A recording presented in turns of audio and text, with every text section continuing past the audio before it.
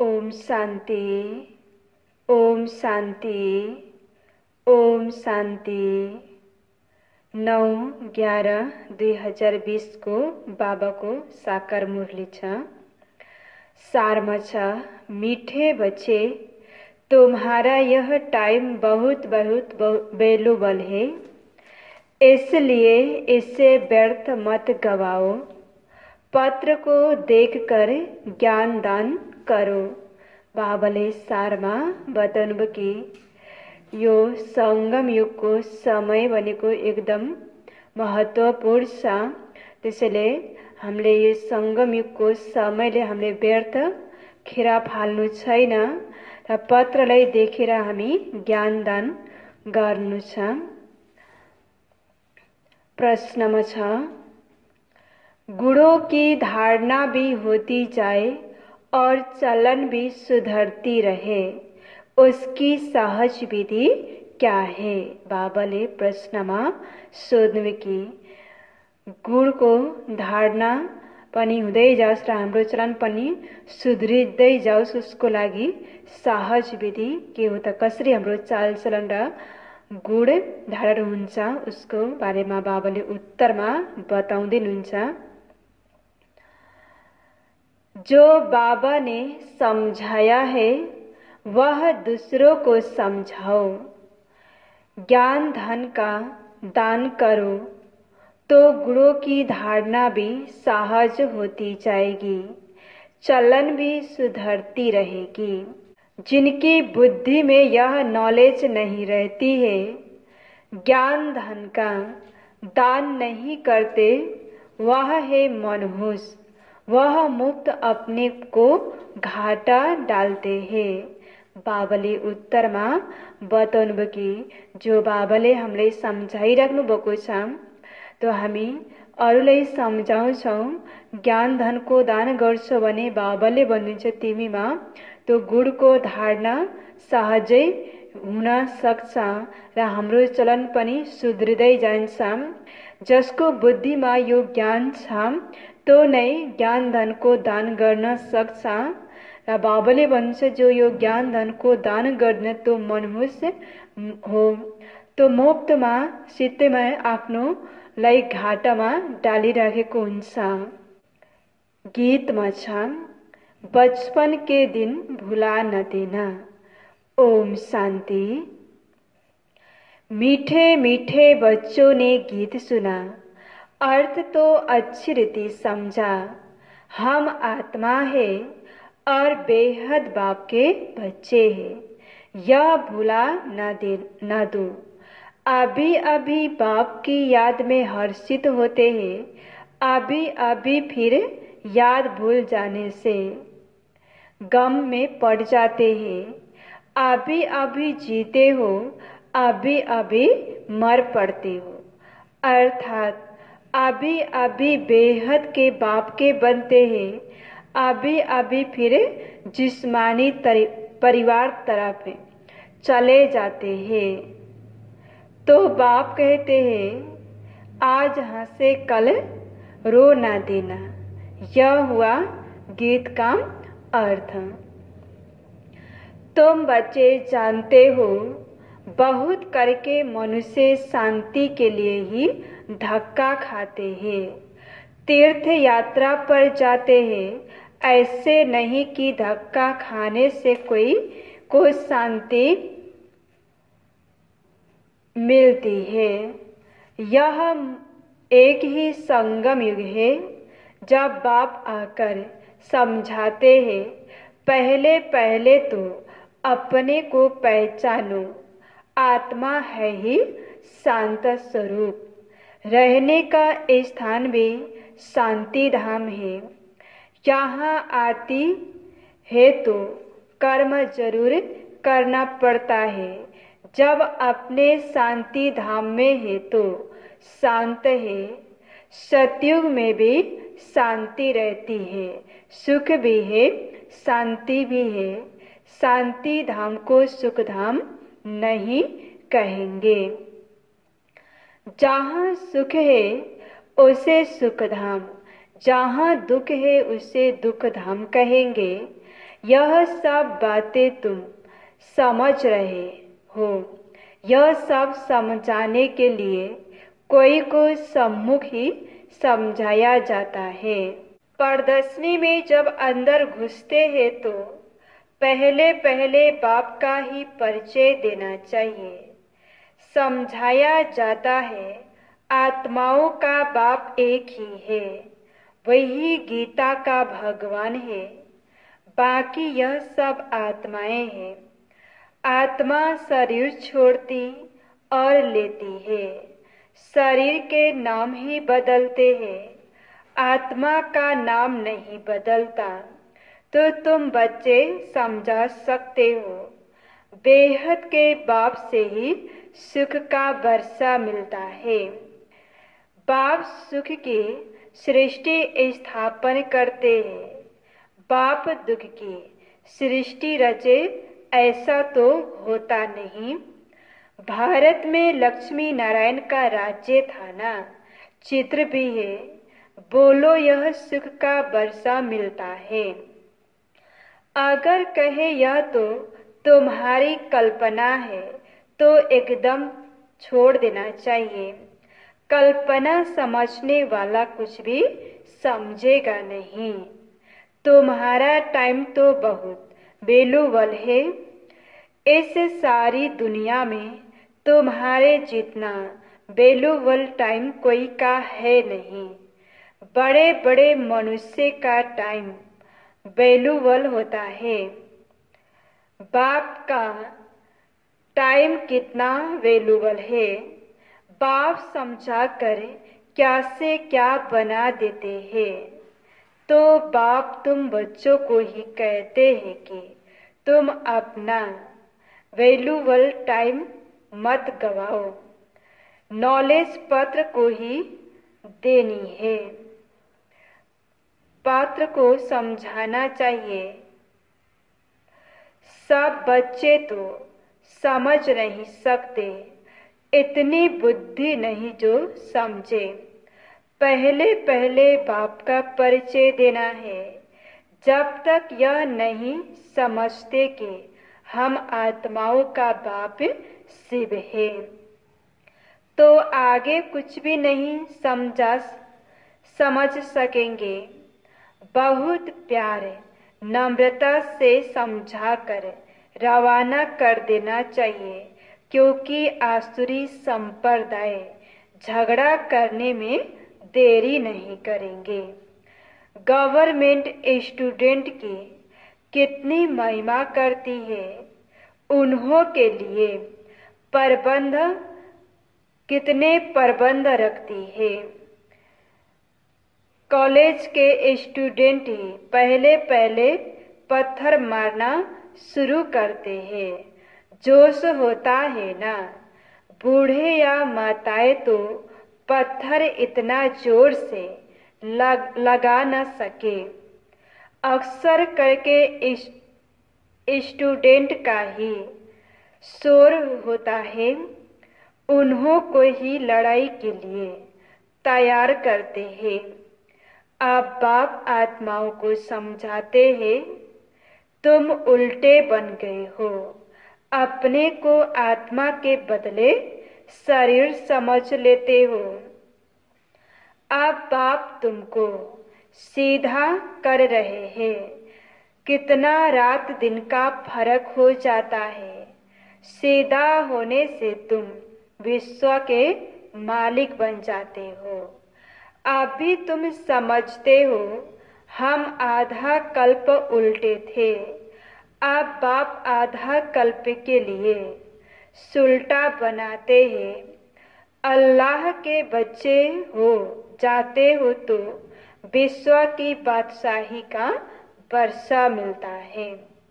रावण उल्टा करा देते हैं तो काला काया चट हो जाती है, फिर गिरते ही रहते हैं। राम राज्य और रावण राज्य को तुम बच्चे जानते हो। तुमको बाप की याद में रहना है। भल शरीर निर्वाह अर्थ कर्म भी करना है, फिर भी समय तो बहुत मिलता है। कोई जिज्ञासु आदि नहीं है, काम नहीं है तो बाप की याद में बैठ जाना चाहिए। वह तो है अल्पकाल के लिए कमाई और तुम्हारी है सदाकाल के लिए कमाई। इसमें अटेंशन जास्ती देना पड़ता है। माया घड़ी घड़ी और तरफ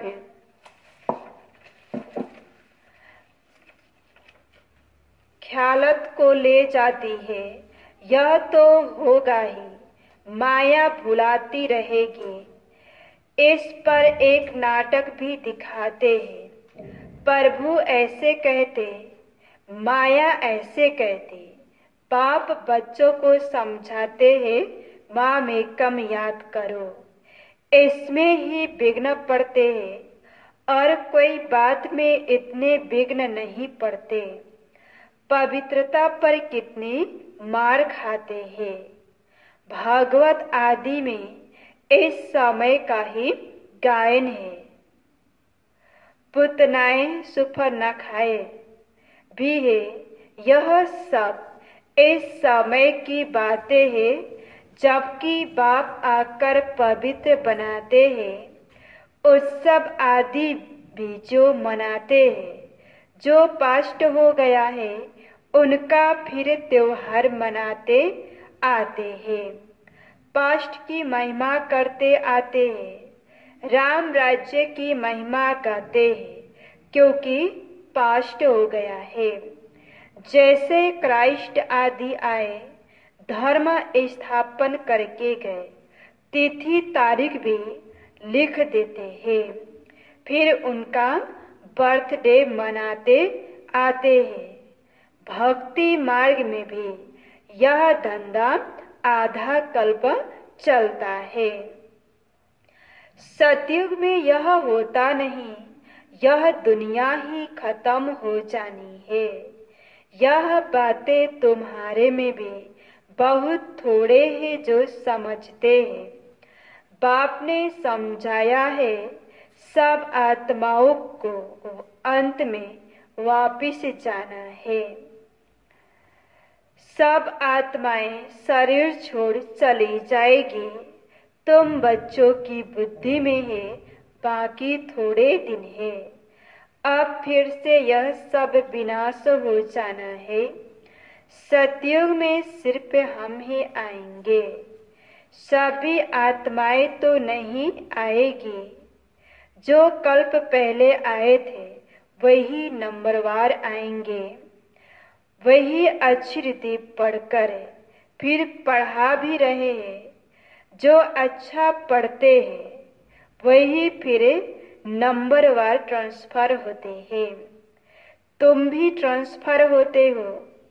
तुम्हारी बुद्धि जानती है, जो आत्माएं हैं सब नंबरवार वहां शांति धाम में जाकर बैठेगी, फिर नंबरवार आती रहेगी। बाप फिर भी कहते हैं, मूल वतन, मूल बात है बाप का परिचय देना। बाप का नाम सदैव मुख में हो। आत्मा क्या है, परमात्मा क्या है, दुनिया में कोई भी नहीं जानते। भल गाते हैं बिरकुटी के बीच, चमकता है अजब सितारा। बस जास्ती कुछ नहीं समझते। सो भी यह ज्ञान बहुत थोड़ों की बुद्धि में है। घड़ी घड़ी भूल जाते हैं। पहले पहले समझाना है। बाप ही पतित पावन है, वर्षा भी देते हैं, शहंशाह बनाते हैं। तुम्हारे पास गीत भी है। आखिर वह दिन आया आज, जिसका रास्ता भक्ति मार्ग में बहुत ताकते थे। द्वापर से भक्ति शुरू होती है, फिर अंत में बाप आकर रास्ता बताते हैं। कयामत का समय भी इनको कहा जाता है। आसुरी बंधन का सब हिसाब किताब चुकतू कर फिर वापिस चले जाते हैं। 84 जन्मों के पाठ को तुम जानते हो, यह पाठ बजता ही रहता है। शिव जयंती मनाते हैं तो जरूर शिव आया होगा, जरूर कुछ किया होगा, वही नई दुनिया बनाते हैं। यह लक्ष्मी नारायण मालिक थे, अब नहीं है, फिर बाप राजयोग सिखलाते हैं। यह राजयोग सिखाया था, तुम्हारे सिवाय और कोई के मुख में आ नहीं सकेगा, तुम ही समझा सकते हो। शिव बाबा हमको राजयोग सिखला रहे हैं। शिवम का जो उच्चारण करते हैं वह भी रंग है, तुमको अब बाप ने समझाया है। तुम ही चक्र लगाए ब्राह्मण कुल से देवता कुल में आए हो। सो हम सो का अर्थ भी तुम समझा सकते हो। अभी हम ब्राह्मण हैं, यह है 84 का चक्र। यह कोई मंत्र जपने का नहीं है, बुद्धि में अर्थ रहना चाहिए। वह 20 सेकंड की बात है, जैसे बीज और झाड़ सेकंड में सारा ध्यान में आ जाता है, वैसे हम सो का अर्थ भी सेकंड में आ जाता है। हम ऐसे चक्र लगाते हैं जिसको सुदर्शन चक्र भी कहा जाता है। तुम किसको कहो, हम सुदर्शन चक्रधारी है तो कोई मानेंगे नहीं, कहेंगे यह तो सब अपने ऊपर टाइटल रखते हैं। फिर तुम समझाएंगे कि हम 84 जन्म कैसे लेते हैं। यह चक्र फिरता है, आत्मा को अपने 84 जन्मों का दर्शन होता है। इसको ही सुदर्शन चक्रधारी कहा जाता है। पहले तो सुनकर चमक जाते थे, या फिर क्या गपुड़ा लगाते हैं। जब तुम बाप का परिचय देंगे तो उनको गपुड़ा नहीं लगेगा। बाप को याद करते हैं, गाते भी हैं। बाबा आप आएंगे तो हम वारी जाएंगे, आपको ही याद करेंगे। बाप कहते हैं तुम कहते थे ना, अभी फिर तुमको याद दिलाता हूँ, नष्ट मुह हो जाओ, इस देह से भी नष्ट मुह हो जाओ। अपने को आत्मा समझ मुझे ही याद करो, तुम्हारे विकर्म विनाश हो जाए। यह मीठी बात सबको पसंद आएगी। बाप का परिचय नहीं होगा तो किस ना किस बात में संशय उठते रहेंगे। इसलिए पहले तो 2-3 चित्र आगे रखें, 2 इसमें जिसमें बाप का परिचय हो। बाप का परिचय मिलने से वर्षे का भी मिल जाएगा। बाप कहते हैं मैं तुमको राजाओं का राजा बनाता हूँ, यह चित्र बनाओ। डबल सिरताज राजाओं के आगे सिंगल ताज वाले माथा टेकते हैं। आपे ही पूजे, आपे ही पुजारी का भी राज समझ में आ जाए। पहले बाप की पूजा करते हैं, फिर अपने ही चित्रों की बैठ पूजा करते हैं। जो पावन होकर गए हैं उनका चित्र बनाएं, बैठ पूजते हैं को अभी ज्ञान मिला है। आगे तो भगवान के लिए कहा देते थे आपे ही पूजे, आपे ही पुजारी। अब तुमको समझाया गया है, तुम ही इस चक्र में आते हो। बुद्धि में यह नॉलेज सदैव रहती है और फिर समझाना भी है, धन दिए धन ना छूटे। जो धन दान नहीं करते हैं उनको मनहूस भी कहते हैं। बाप ने जो समझाया है वह फिर दूसरों को समझाना है। नहीं समझाएंगे तो मुफ्त अपने को घाटा डालेंगे। गुण भी धारण नहीं होंगे, चलन भी ऐसी हो जाएगी। हर एक अपने को समझ तो सकते हैं ना। तुमको अब समझ मिली है, बाकी सब है बेसमझ। तुम सब कुछ जानते हो। बाप कहते हैं इस तरफ है दैवी संप्रदाय, उस तरफ है आसुरी संप्रदाय। बुद्धि से तुम जानते हो अभी हम संगम युग पर है। एक ही घर में एक संगम युग का एक कलयुग का, दोनों इकट्ठे रहते हैं। फिर देखा जाता है हंस बनने लायक नहीं है तो युक्ति रची जाती है, नहीं तो विघ्न डालते हैं। विघ्न तो पड़ेंगे। ऐसी नॉलेज तो तुम ही देते हो। मीठा भी बहुत बनना है, नष्ट भूहा भी होना पड़े। एक विकार को छोड़ा तो फिर और विकार खिटखिट मचाते हैं। समझा जाता है जो कुछ होता है कल्प पहले मुआफिक। ऐसे समझ शांत रहना पड़ता है। बाबी समझी जाती है। अच्छे अच्छे समझने वाले बच्चे भी गिर पड़ते हैं, बड़ी जोर से चमाट खा लेते हैं। फिर कहा जाता है कल्प पहले भी चमाट खाई होगी। हर एक अपने अंदर में समझ सकते हैं। लिखते भी है बाबा हम क्रोध में आ गए, फलाने को मारा, यह भूल हुई। बाप समझाते हैं जितना हो सके कंट्रोल करो। कैसे कैसे मनुष्य है, अबलाओं पर कितना अत्याचार करते हैं। पुरुष बलवान होते हैं, स्त्री अबला होती है।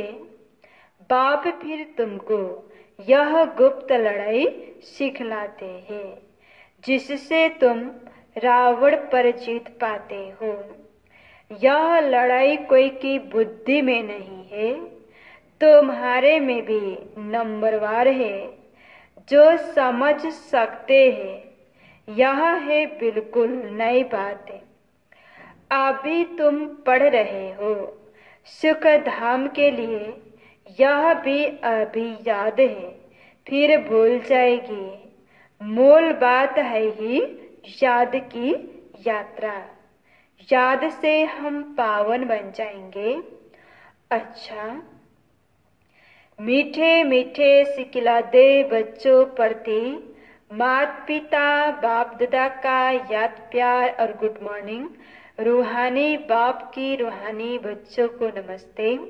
रूहानी बच्चों की रूहानी बाप को याद प्यार गुड मॉर्निंग, नमस्ते नमस्ते। धारणा को लागी मुख्य सारछा पहला नंबर है।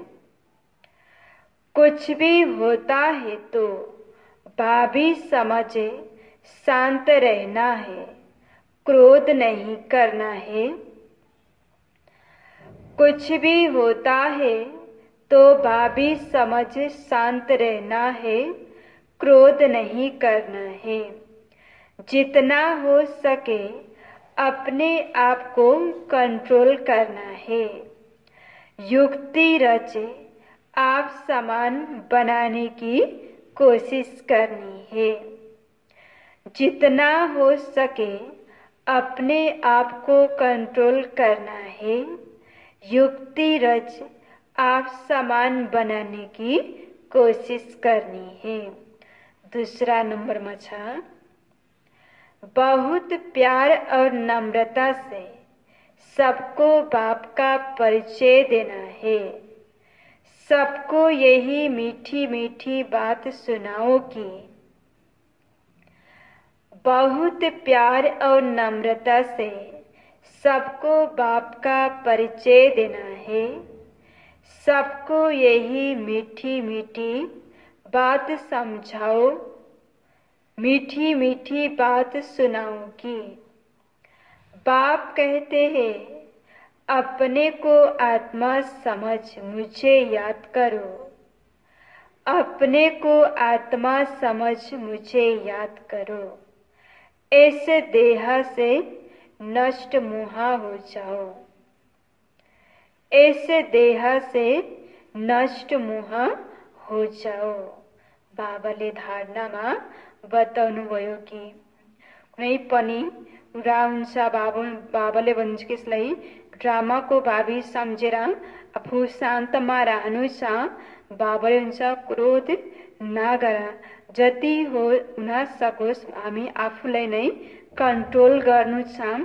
बाबाले भन्नुहुन्छ कि तिमी युक्ति रच आफू समान बनाउनको लागि तो कोसिस गर र एकदम प्यारले र नम्रताले बाबाको परिचय हरेक मनुष्य आत्मालाई दिनु छ र सबैसँग यही मिठो मिठो कुरा हरेकलाई सुनाउनु छ कि हामी आत्मा हो, परम पिता परमात्माको सन्तान। हाम्रो आत्माको पिता हुनुहुन्छ। जब हामी आफूलाई आत्मा सम्झिन्छौँ यो देहबाट अलग भने बाबाले भन्छ तिमी नष्ट मुहा हुँदै जान्छौ, यो देहसँग तिम्रो लगाव हुँदैन। आजको वरदानमा छ, नम्रता रूपी कवच द्वारा व्यर्थ के रावण को जलाने वाले सच्चे स्नेही सहज योगी भव।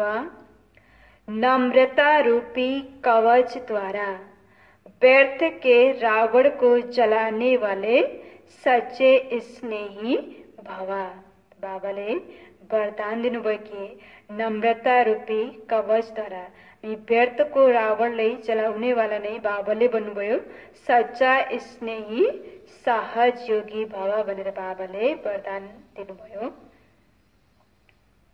विस्तारमा छ, कोई कितना भी आपके संगठन में कमी ढूंढने की कोशिश करे, कोई कितना भी आपके संगठन में कमी ढूंढने की कोशिश करे, लेकिन जरा भी संस्कार स्वभाव का टक्कर दिखाई न दे। जरा भी संस्कार स्वभाव का टक्कर दिखाई न दे। अगर कोई गाली भी दे, इंसल्ट भी करे, अगर कोई गाली भी दे, इंसल्ट भी करे, आप सेंट बन जाओ। अगर कोई रंग भी करता तो आप राइट रहो। अगर कोई रंग भी करता तो आप राइट रहो। कोई टक्कर लेता है तो भी आप उसे स्नेह का पानी दो। कोई टक्कर लेता है तो भी आप उसे स्नेह का पानी दो। यह क्यों, ऐसा क्यों, यह संकल्प करके आग पर तेल नहीं डालो। यह क्यों, ऐसा क्यों, यह संकल्प करके आग पर तेल नहीं डालो। नम्रता का कवच पहनकर रहो। नम्रता का कवच पहनकर रहो। जहाँ नम्रता होगी वहाँ स्नेह और सहयोग भी अवश्य होगा।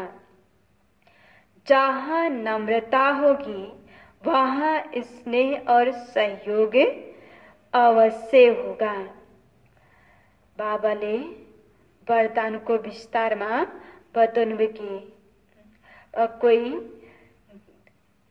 कति हामीभित्र के कमी कमजोरी छ त्यो संगठनमा त्यो हाम्रो कमी खोज्नको लागि कति कोसिस गर्छ पनि बाबाले भन्छ कि तिम्रो स्वभाव संस्कारको त्यो टक्कर दिखाई नदियोस्। कोही जति गाली गरे पनि अपमान गरे पनि बाबाले भन्नुभयो कि तिमी एकदम ज्ञानवान बनेर नै रहनु छ, तिमी ज्ञानी बन। अगर कोही रङ गर्छ भने पनि तिमी राइट भएर नै रहौ, कसैसँग तिमी टक्कर नगर। अगर टक्कर गर्छ भने बाबाले भन्छ उसलाई तिमी स्नेहको पानी दियो। अगर हामी स्नेहको पानी दिन्छौँ भने त्यो पनि शान्त हुन्छ। यो किन भयो, कसरी भयो, यस्तो किन भयो, बाबाले भन्छ यो संकल्प नचलाऊ। अगर हामी संकल्प यस्तो चल्यो भने बाबाले भन्छ आगो माथि तेल डाल्नु हो। त्यसैले यो किन भयो, कसरी भयो सुन्न नपर्ने भन्छ। यो संकल्प पनि हामीले नचलाउने, नम्रताको कवच लगाएर रहन्छौँ भने बाबाले भन्छ सबै कुरा राम्रो हुँदै जान्छ, हामी व्यर्थबाट बच्न सक्छौँ।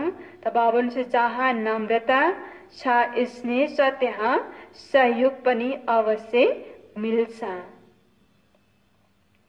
स्लोगनमा छ मेरेपन की अनेक हद की भावनाएं एक मेरे बाबा में समा दो। मेरेपन की अनेक हद की भावनाएं एक मेरे बाबा में समा दो।